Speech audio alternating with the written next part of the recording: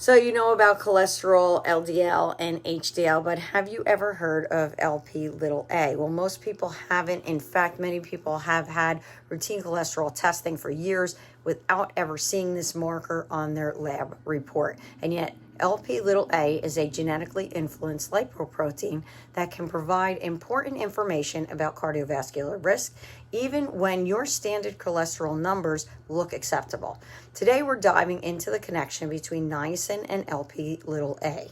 We're going to talk about what LP little a is, why it often goes untested, how niacin may change the number, and why not everyone responds the same way, and the check engine signals that tell you it may be time to look more deeply at your cardiovascular picture. Most importantly, we're going to separate the number on the lab report from the outcomes that matter in real life. So, what is LP little a? Remember, your bloodstream is like a transportation system. Lipoproteins are the delivery vehicles that carry fats and cholesterol through that system. You've probably heard of LDL, often called bad cholesterol, and HDL, often called good cholesterol, but LP little a is a different kind of particle. LP little a is an LDL-like particle attached to a special protein called apolipoprotein A, or ApoA. The additional protein gives LPA unique biological characteristics. It is also strongly influenced by genetics, which means your LP little a level may have very little to do with whether you ate perfectly last week or take niacin. This is one reason LP little a can be missed. A standard lipid panel usually reports total cholesterol, LDL cholesterol, HDL cholesterol, and triglycerides. LP little a is generally not included unless it is ordered separately.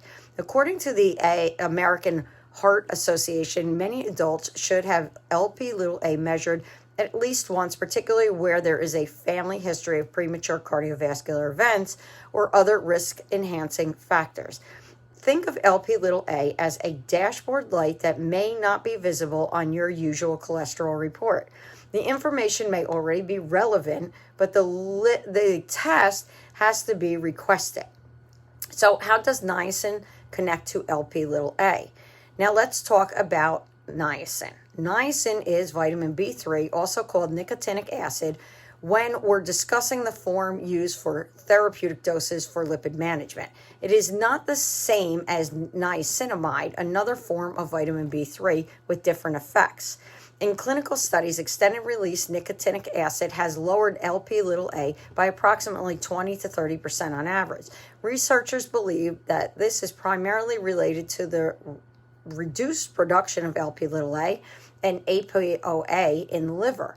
That sounds impressive, but here is where the functional medicine perspective becomes important. One size does not fit all. Your ApoA protein can exist in different sizes or isoforms. Some people have what researchers described as low molecular weight ApoA isoforms. Others have high molecular weight isoforms. In one clinical study, the low molecular weight group experienced about a 28% reduction in LP little a with high dose extended release niacin, while the high molecular weight group saw little meaningful change. So if one person responds well to niacin and another person sees almost no difference, that's because not necessarily mean anyone did something wrong. Their underlying biology may simply be different. This is a perfect example of why personalized care matters.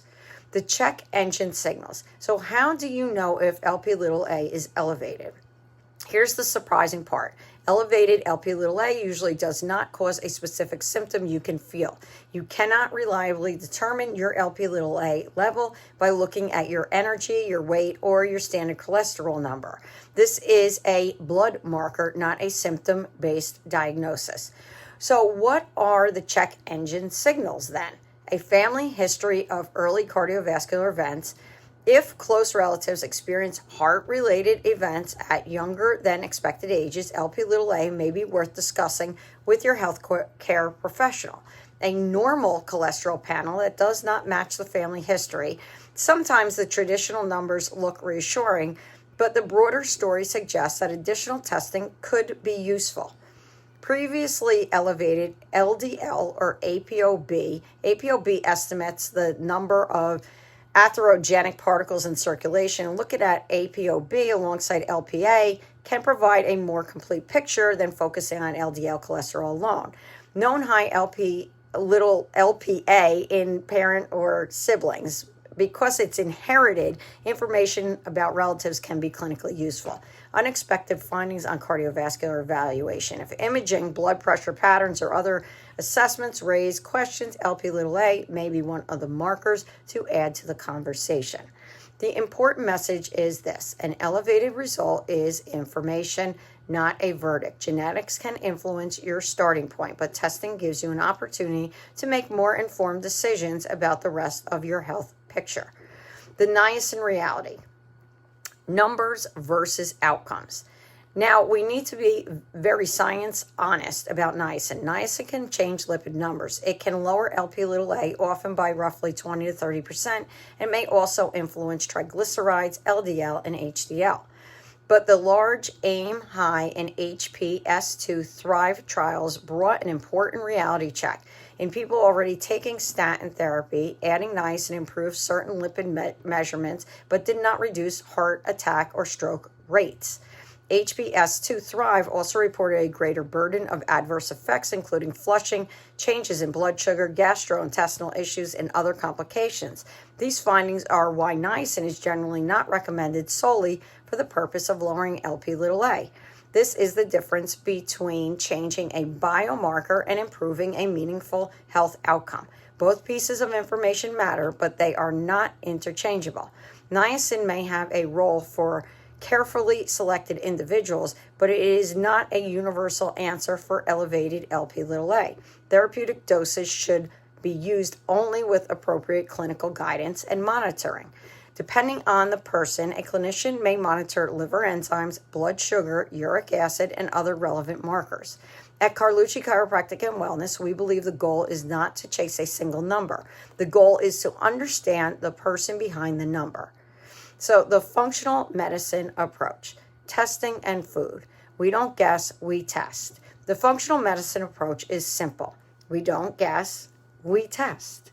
A standard lipid panel may be a useful starting point, but it does not tell the whole story. A more comprehensive cardiovascular evaluation may include Lp(a) to assess the genetically influenced lipoprotein, ApoB to estimate the number of atherogenic particles, LDL particle size and distribution, HDL and triglyceride patterns, blood glucose and insulin markers, inflammation-related markers when clinically appropriate, blood pressure, lifestyle, sleep, stress, and family history. Organic acid testing can also be useful in a broader metabolic assessment, but it is important to understand that an organic acid test does not directly measure Lp(a). Different tests answer different questions. That is why lab interpretation should be individualized. A single result should be placed into context rather than viewed in isolation.